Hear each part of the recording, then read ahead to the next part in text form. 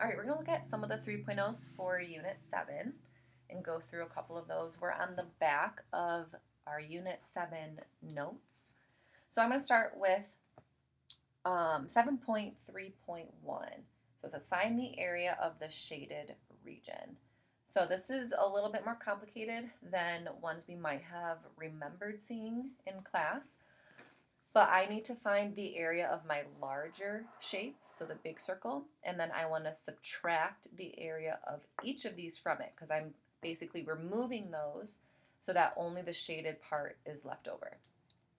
So I'm going to make a little note up here. So we're going to do the big circle, and then we're going to subtract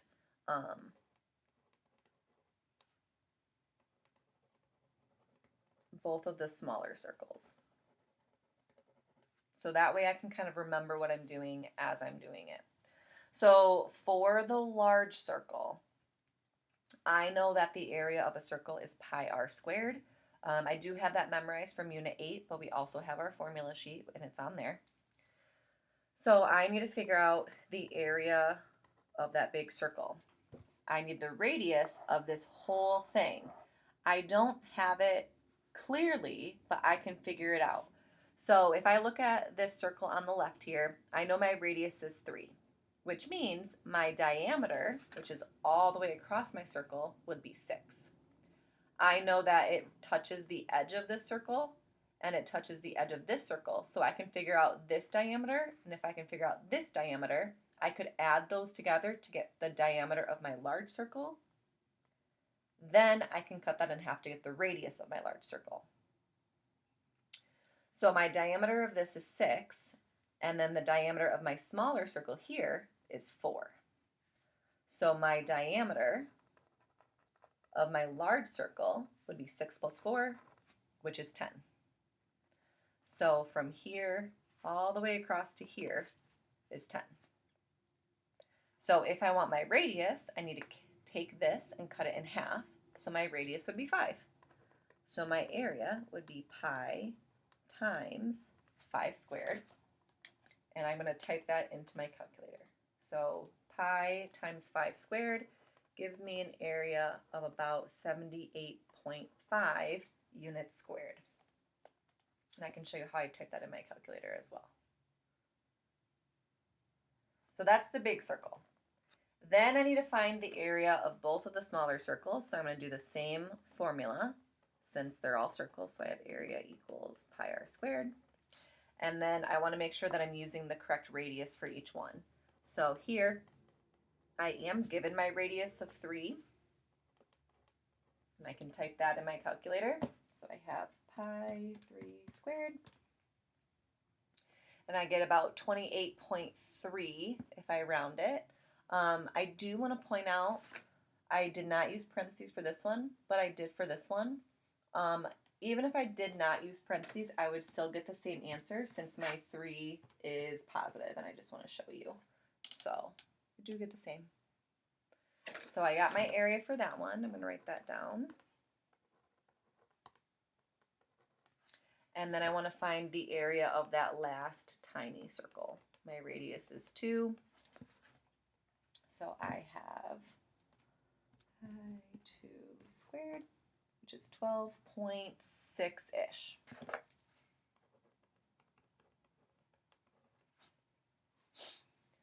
So I need to take this area here and subtract both this and this from it. So in my calculator, I'm going to do 78.5 minus 28.3, and then also minus 12.6. So I have the large circle minus both of the smaller circles. So my final area of my shaded region ends up being 37.6 units squared.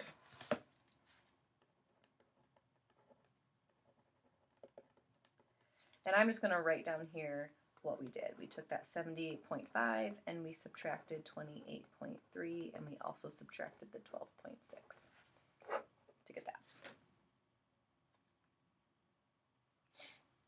All right, the middle one on the page, We're looking at 7.3.2. We're going to find the perimeter and the area of a regular polygon. Since it is a regular polygon, we know all the sides are the same length, and a side length is 5. So that means this is 5, this is 5, 5, 5, and 5. So I have 5, 10, 15, 20, 25. So I know my perimeter is 25 units. I could also do 5 times 5 because there are 5 sides and each side length is 5. Area is going to take a little bit of work. So my area is equal to 1/2 times my apothem times my perimeter. Well, we know our perimeter because we just found it, but we don't know our apothem. So we do need to do some work on the side to get our apothem first, and then we can plug it into our formula. So what we're going to do is we want the center of our polygon. That's an estimate, obviously, because we're sketching. And I'm going to make a triangle with one of the sides. My apothem, I'm going to use a different color here, is from the center, and it has to be perpendicular to a side. So this is my apothem. That's what I'm trying to figure out. So what I want to do is I want to take 360, and I'm going to divide it by the number of sides. That will give me this angle measurement for my inner angle. So 360 divided by 5 gives me 72. So I know that this angle is 72 degrees.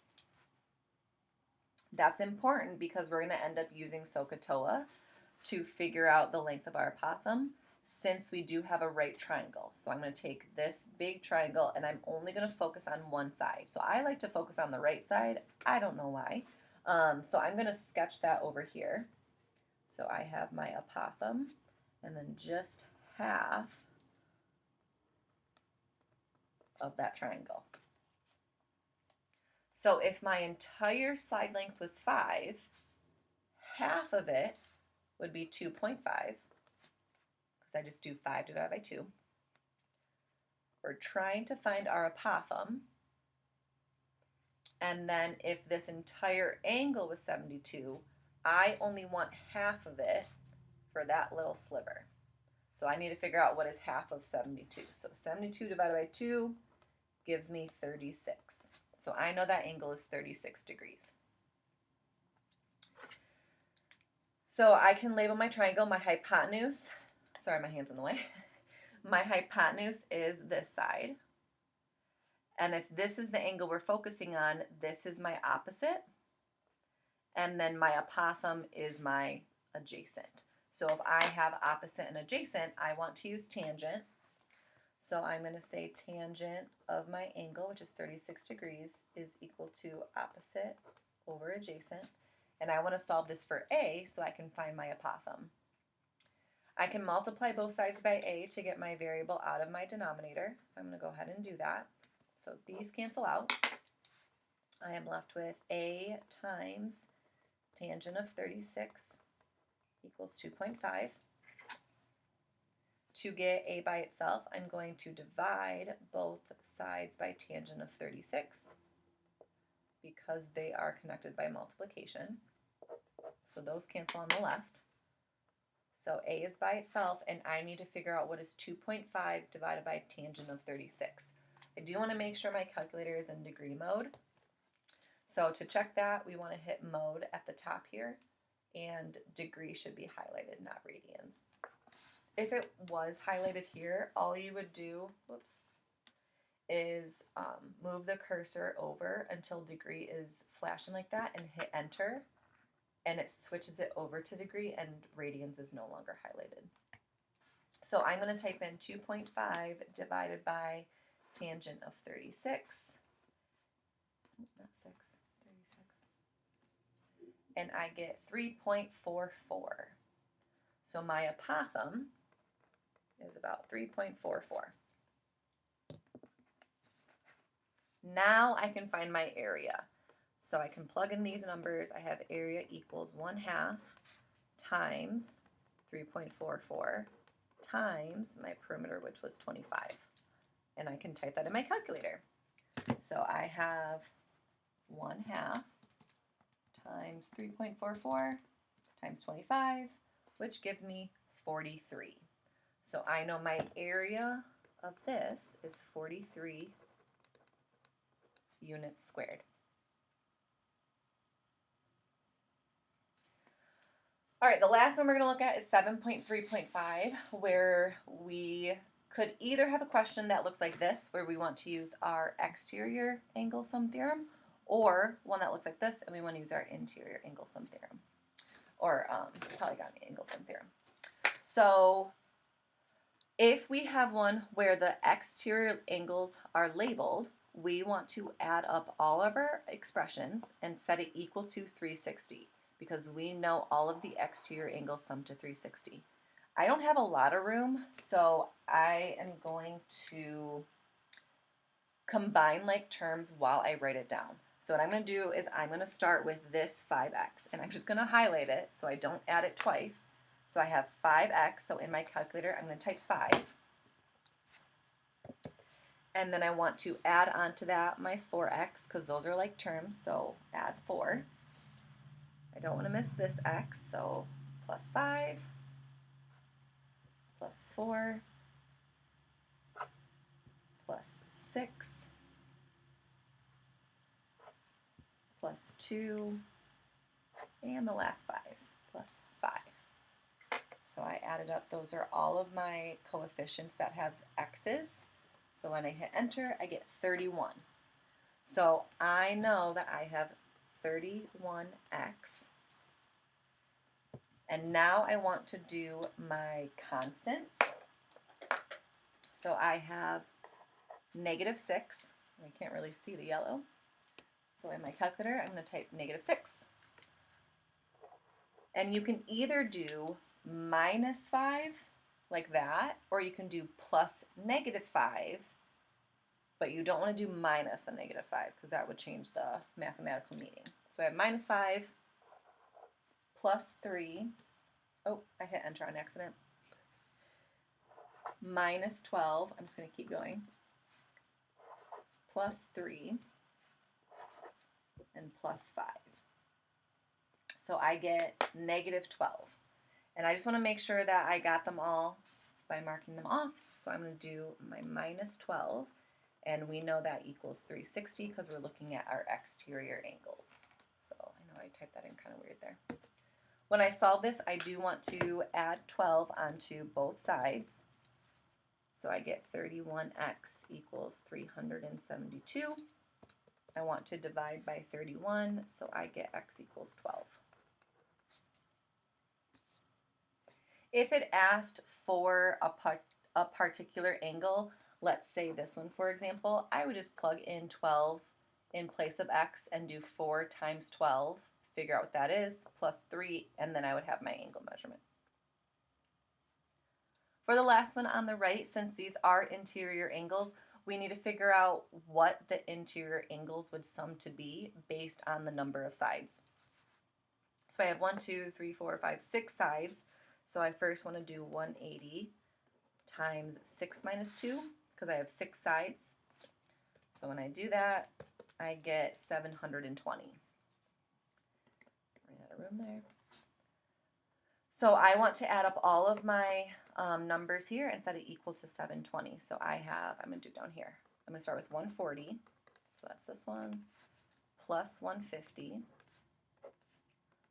Plus this angle I don't want to forget about, that's 90, plus I have x, plus 130, which is this one, plus the last angle here, which is 90, and I'm going to set that all equal to 720. So I'm going to combine all my like terms, all of the numbers without a variable, so I have 140, plus 150, plus 90, plus 130, plus 90, which is 600. I still have that variable there, and it still equals 720. So if I want to get x by itself, I would subtract 600 from both sides because it's connected with addition. So I get x equals 120.